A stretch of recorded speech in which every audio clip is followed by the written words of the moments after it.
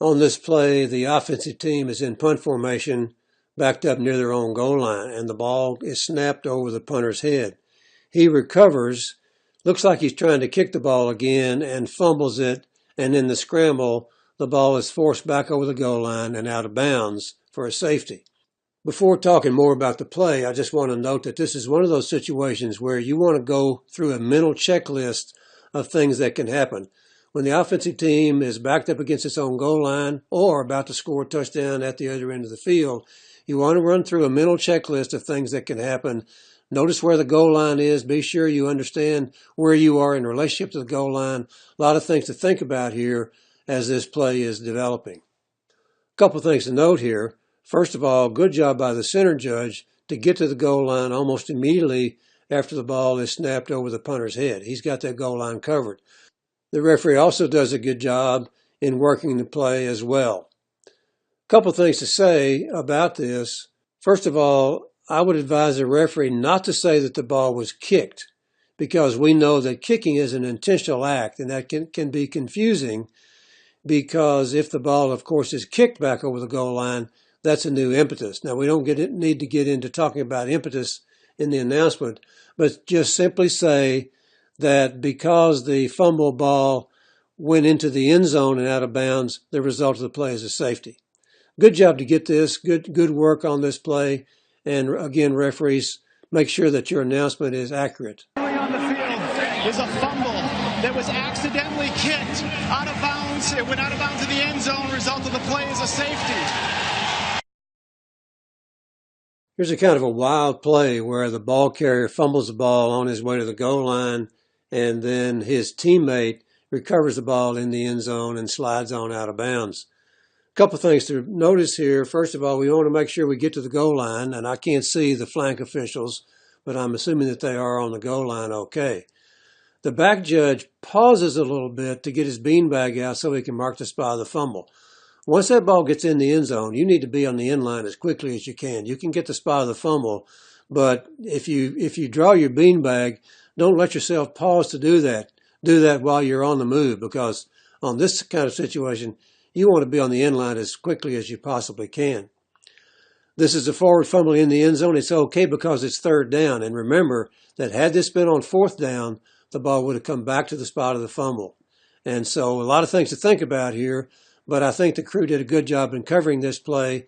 It's always unexpected when this happens, but we got to anticipate these things and work them as tightly as we can, remembering that the goal line is very important and the end line is very important on a play like this.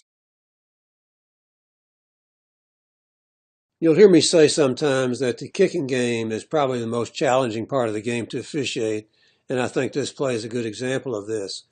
We first get a flag for kick-catch interference, and then the crew gets together to talk about it and correctly concludes that, in fact, there is no foul for kick-catch interference because the player was blocked into the player who signaled for the fair catch. However, we missed a block in the back because the player who was blocked into the fair catch receiver, in fact, was blocked in the back, and you can see that pretty well on the replay. So good job to wave off the flag for the kick-catch interference, but we should have had a foul against the receiving team for the block in the back. Foul on the play for kick-catch interference. Kicking team player was blocked into the receiver. The result of the play is the ball was recovered by TCU, first down. Here we have an interference with opportunity to catch the kick on this punt play. You can see this really well on the line feed. The kicking team player comes downfield, cuts right in front of the receiver, in fact, kind of spins him around. So good job to get this kick-catch interference foul. This is an obvious one, but we got to get the obvious ones, and the crew did a good job of handling this one. Kick-catch interference, kicking team number 30, 15-yard penalty from the spot of the foul, first down. I'm glad to see the referee make this roughing the passer call here. This is not a big-time hit, and sometimes we let the defensive players get away with this sort of thing. But there's no reason for this hit at all. The pass is well gone. This is not a part of his normal rushing action. It's after the pass is well gone. He takes an extra step or so and then just knocks the passer to the ground. So good job to get this. Making this call like this will save you some trouble later on. personal foul, roughing the passer, defense, number 39, 15-yard penalty, automatic first down. On this rollout by the quarterback, we get a good holding call. You can see that the offensive player grabs the jersey of the defender and pulls him to the ground, and then the quarterback cuts off that foul and rolls out to throw the pass. So good job to get this. Again, this is an obvious play, but it's one we got to get. It has an important impact on the play, so good work to get this. Holding, offense, number 6, penalties decline, 4th down. We have a flag for leaping the shield on this punt play, and this is a good call. We get a couple of good replays on this. You can see that the defender coming in to try to block the kick actually leaps into the air, gets within the plane of the frame above one of the shield players, and then flips over. That's a foul, correctly called as a personal foul against a leaper, 15-yard penalty from the previous spot, and an automatic first down. So good job to get this. This, of course, is a player safety situation, and that's why the rule is there. So good job. Foul, number 15 of the receiving team, leaping the shield. That's a 15-yard penalty from the previous spot. Automatic first down. Here you're going to see a very tight pass play at the pylon where the receiver has his feet in the end zone, reaches back across the goal line, and attempts to make a catch, hits the pylon in the process of making the catch, and the issue is whether or not he had control of the ball when he hit the pylon. Because once he hits the pylon, that means he's out of bounds. The first thing I want to point out is that the official on the field is in excellent position to see this. He's right down the goal line. He has a great look at this, a better look at it than any camera in the place. So this is really good mechanics on the part of the official on the goal line. And the issue, of course, is whether or not the player had control of the ball when he touched the pylon. This goes to replay. Replay could have jumped in on this a little sooner before the ball was snapped, but in any event, it does go to replay, and it is confirmed that the pass is complete because the player had control of the ball before he hit the pylon. There really is no issue of a touchdown here because the ball never really comes close to breaking the plane of the goal line. So good work on the field and good work by the replay official as well.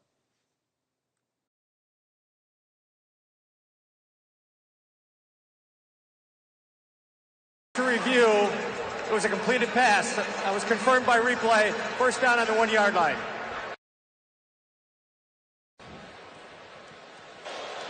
After review, the ruling on the field stands. First down. Here's a situation where we should have had a flag on the field for unsportsmanlike conduct against this coach. Now, the rules don't allow for any walk back here, any warning. This is a situation where the coach is clearly out of line and should have been flagged for unsportsmanlike conduct. I realize we don't like to flag coaches, but we did a really good job of this last year, and we got the sidelines cleaned up pretty well. And I'd hate for us to start off this new season by letting this slip, because it'll get away from us if we're not careful. So let's be diligent about this. We don't have to go looking for trouble, but here's a situation where the coach clearly is over the line, should not have come on the field at all, and we should have flags on the ground. Good job by the crew to get together and talk about this foul for offensive pass interference and then to pick up the flag because the ball was touched behind the line of scrimmage. The split end to the right of the formation goes along the line of scrimmage as the pass receiver, and then you can see the back coming out of the backfield, coming the other direction and throwing a block, which would be offensive pass interference had the ball crossed the neutral zone. However, the ball was touched behind the neutral zone, and the crew gets together, talks about the play, makes sure they know what they have. So this is really good communication to get this call right. There is no foul for pass interference. The pass was caught behind the line. First down. As you watch this action unfold, you'll see that we have an illegal shift and we don't have the call. The linemen go down and there's some jostling around in the backfield. The player who goes in motion has gone in motion just barely after the linemen stop their movement, and he never stops. He continues to sort of jog in place when the ball is snapped. So we should have a foul, illegal shift, because once those linemen go down, then everybody's got to be still for 1 full second before anybody else moves, and that's not what we have here. Sometimes on these long pass plays where the defender and the receiver are both sort of horsing around with each other, lots of hand contact and that sort of thing, sometimes it's difficult for us to decide about pass interference. In this case, this is a good no call. Both players sort of have their hands on each other. There's a little bit of light shoving and pushing and that sort of thing, but no obvious intent to impede. And this play is a good reminder of what the rule is. The rules call for throwing the flag when there is an obvious intent to impede. And we don't have that here by either player. So this is good work just to let this go and not charge either player with a foul. Here we have action on this punt play, which is very close to interference with the opportunity to catch the kick, but it's not a foul. The receiver does not give a fair catch signal. He still has the opportunity to catch the ball, of course, which he does, and then he's immediately hit. And so the ball is not dead when he catches it because he didn't give a signal. The player coming down on kick coverage did not interfere with the opportunity to catch, which means he's outside the 1 yard range when the receiver touches the ball. It's close, but this is a good no call. Good job to just let this play go without an unnecessary flag. I put this play on here because I'd like to talk about the announcement by the referee. I think it's important for the referee to announce in this situation that the penalty is an automatic first down at the spot of the foul. Pass interference, as we know, always carries an automatic first down. It's a 15-yard penalty, or it's a penalty that's enforced at the spot of the foul. And I think it's important in this case to simply say this is an automatic first down at the spot of the foul. By just saying automatic first down, it's a little confusing to those who don't know the rules like we do. And so I think it's important to make as complete an announcement as you can without making it overly long. I think it's important for referees to announce where the penalty is enforced from. We're not getting that much anymore. I think we're getting sloppy about that. And I think that in this particular case, let's just say automatic first down at the spot of the foul. That makes it clear to everyone what's going on. There's no ambiguity about that at all. Defensive pass interference, number 33. Penalty is an automatic first down. We have a couple of good calls for blocks in the back on this punt return. You're going to see the first one at about the 20-yard line, and then the second one at about the 25-yard line. These are good calls and obvious fouls. What I want to talk about is the referee's announcement. He announces these as if they were two players participating in the same foul, much like we have on a chop block. But in fact, of course, there are two different fouls. And so he needs to separate these and announce that one is by a certain number and the other one is by the other number, and which penalty is declined and which is accepted. So don't hurry through this. Give complete information. Because when he says the penalty is from the spot of the foul, we don't know from which spot that is because we don't know which foul he's referring to. There are two fouls on the return. Illegal block in the back, number 14 and 23 of the return team. 10 yards from the spot of the foul. First down. We miss a pretty obvious offensive pass interference on this deep pass into the end zone. Watch the wide receiver at the top of the screen. When the ball gets to the end zone, he climbs the back of the defender and pulls at his head and makes sure he doesn't catch the ball. This is offensive pass interference. Now we see that the jersey of the receiver has been pulled off his shoulder pad. There's probably some defensive holding back earlier in the down. We don't get a good look at that, so that's possible it was there. But certainly, this is offensive pass interference that we should have called.